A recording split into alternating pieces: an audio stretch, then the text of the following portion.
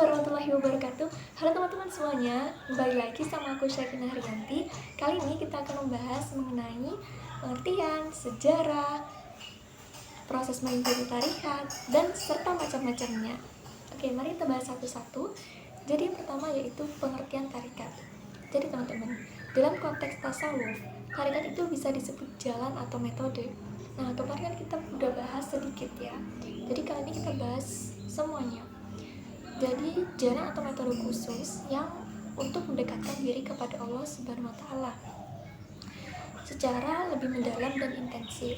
Jadi tarikat itu menekankan pada proses pemurnian jiwa dan peningkatan spiritual melalui bimbingan guru atau syekh dan praktik-praktik spiritual tertentu. Nah, kita masuk dalam sejarahnya.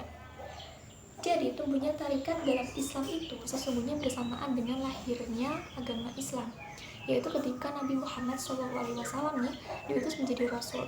Nah, fakta sejarah menunjukkan bahwa pribadi Nabi Muhammad SAW itu sebelum diangkat menjadi Rasul telah berulang kali bertahanus atau berkhalwat di Gua Hira. Nah, di samping itu, ia mengasingkan diri dari masyarakat Mekah yang sedang mabuk mengikuti hawa nafsu keduniaan. Tahanus dan khalwat Nabi adalah untuk mencari ketenangan jiwa dan kebersihan hati dalam menempuh problematika dunia yang kompleks. Proses khalwat yang dilakukan Nabi ini disebut tarikat. Jadi, perkembangan tarikat di Indonesia itu dipicu oleh perpaduan ajaran tasawuf dengan sufistik India dan pribumi, serta sejalan dengan masuknya Islam ke Nusantara. Tarikat itu awalnya merupakan cabang dari tasawuf, yang kemudian menjadi kolektif dan memiliki organisasi. Tarikat ini berkembang pesat di Nusantara pada abad ke-14 hingga ke-15, mencapai puncak penyebarannya pada abad ke-17 hingga ke-18 dengan sekitar 44 tarikat berkembang di Indonesia. Oke, kita masuk dalam penyebaran tarikat. Yang pertama itu melalui Wali Songo. Jadi tarikat itu berperan dalam proses islamisasi di Nusantara melalui para wali, seperti Wali Songo yang mempromosikan Islam dengan cara damai dan tanpa pertumpahan darah. Yang kedua, puncak penyebaran. Jadi tarikat itu penyebarannya waktu abad ke-17 hingga ke-18, menjadi masa puncak penyebaran tarikat di Indonesia, dengan berbagai tarikat seperti Nuqsyabandiyah dan Syariah tersebar luas. Oke, jadi kita masuk dalam puncak penyebarannya. Jadi tarikat itu penyebarannya waktu abad ke-17 hingga 18 dengan berbagai tarikat banyak. Yang ketiga ada era modern. Jadi untuk menghindar penyimpangan sufisme dari para sufisme, NU itu sebagai ormas Islam terbesar di Indonesia meletakkan dasar-dasar tasawuf sesuai dengan hikbah Ahlussunnah wal Jamaah. Jadi ulama-ulama Indonesia yang berpaham Ahlussunnah wal Jamaah dan aktif di dunia tarikat telah membentuk organisasi tarikat yang dengan nama Jam'iyah Ahla Tarikat Al-Mu'tabarah Indonesia atau bisa disingkat dengan JATMI. Oke, kita masuk dalam proses mengikuti tarikat. Jadi tarikat itu tidak bisa langsung mengikuti gitu. Jadi harus ada proses atau susunan yang harus kita jalani. Jadi tarikat itu dibangun di atas landasan sistem dan hubungan yang erat dan khas antara seorang guru atau mursyid dengan muridnya. Hubungan seorang mursyid dan murid ini dianggap dapat sebagai pilar terpenting dalam organisasi tarikat. Lalu bagaimana proses masuknya seseorang menjadi murid tarikat? Jadi, proses hubungan tersebut diawali dengan pernyataan kesetiaan atau baiat dari seorang yang hendak menjadi murid tarikat kepada syekh tertentu sebagai mursyid. Teknis dan tata cara baiat dalam tarikat seringkali berbeda satu dengan yang lainnya, tetapi umumnya ada 3 tahapan penting yang harus dilalui oleh seseorang calon murid yang akan melalui baiat, yakni yang pertama yaitu talqin al-zikir, yaitu mengulang-ulang zikir tertentu.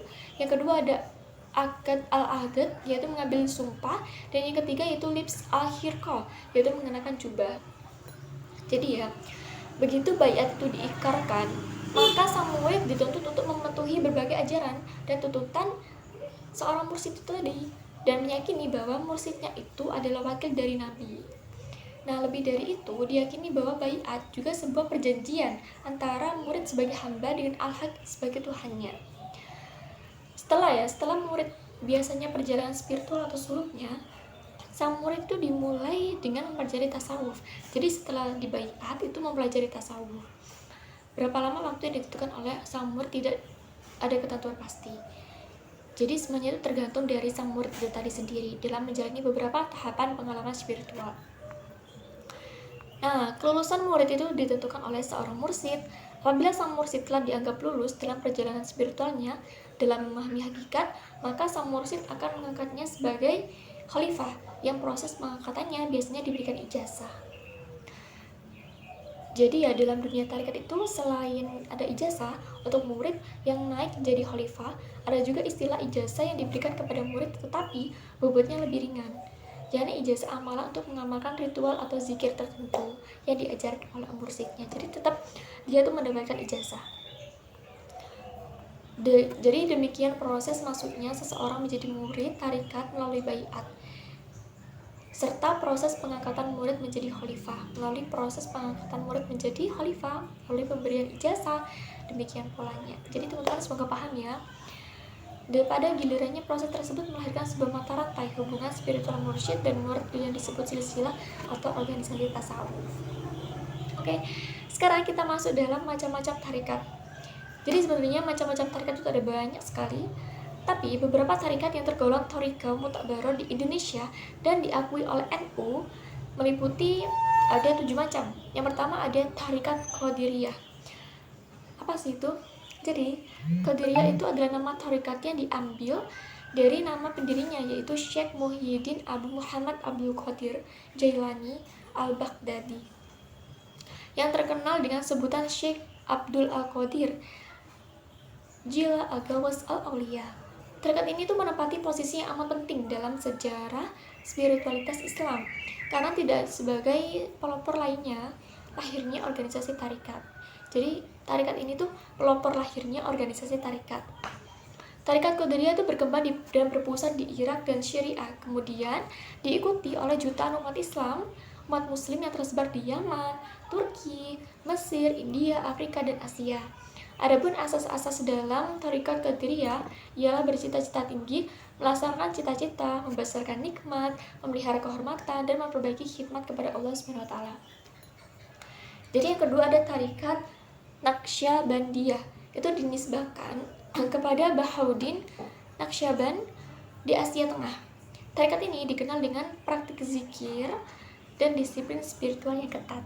Yang ketiga ada tarikat Syadziliyah. Itu didirikan oleh Abu Hasan Ali Ash-Shadzi pada abad ke-13 di Mesir. Tarikat ini tuh menekankan keseimbangan antara kehidupan spiritual dan duniawi. Jadi ada keseimbangan tuh antara spiritual dan duniawi. Yang keempat itu ada tarikat Syatariyah, dibentuk oleh Syekh Abdullah Syatar pada abad ke-15 di India. Tarikat ini menekankan pada zikir dan praktik spiritual yang cepat dan intens. Yang kelima ada tarikat Samaniyah. Itu menekankan zikir dan bernyanyi secara bersama-sama, serta pentingnya rasa cinta dan keakraban dalam kelompok tarikat. Yang keenam ada tarikat Tijaniyah, adalah salah satu tarikat yang populer di Indonesia dan dikenal karena ajaran tasawufnya yang menekankan pemurnian diri dan mendekatkan diri kepada Allah SWT. Jadi tarikat ini tuh didirikan oleh pada abad ke-18 di Aljazair. Yang terakhir yaitu tarikat Qadiriyah wa Naqsyabandiyah. Itu merupakan gabungan dari dua tarikat besar, Qadiriyah dan Naqsyabandiyah. Tarikat ini berkembang di Indonesia, khususnya di Jawa Barat. Oke, pembahasan kita telah selesai semuanya. Jadi kesimpulannya, tarikat yang ada pada saat sekarang ini itu dalam Islam belum ada. Pada mulanya berkembang di masyarakat. Akan tetapi untuk memasuki dunia sufi dan tasawuf itu memerlukan suatu cara atau jalan untuk dapat mencapai tujuan yang utama yang tadi saya jelaskan, harus melalui metode atau jalan. Di dalam pemberian nama suatu kelompok tarikat dengan suatu ajaran tertentu dan dalam cara memberikan latihan-latihan selalu dinisbahkan kepada siapa? Kepada guru atau syekh mursyid awal yang menumbuh kembangkannya. Jadi tarikat mempunyai tujuan agar para pengikut yang tergabung di dalamnya dapat berada sedekat mungkin bersama Allah SWT sesuai dengan bimbingan seorang guru atau mursyid. Jadi begitu ya teman-teman, semoga kalian semuanya paham. Kurang lebihnya mohon maaf. Wassalamualaikum warahmatullahi wabarakatuh.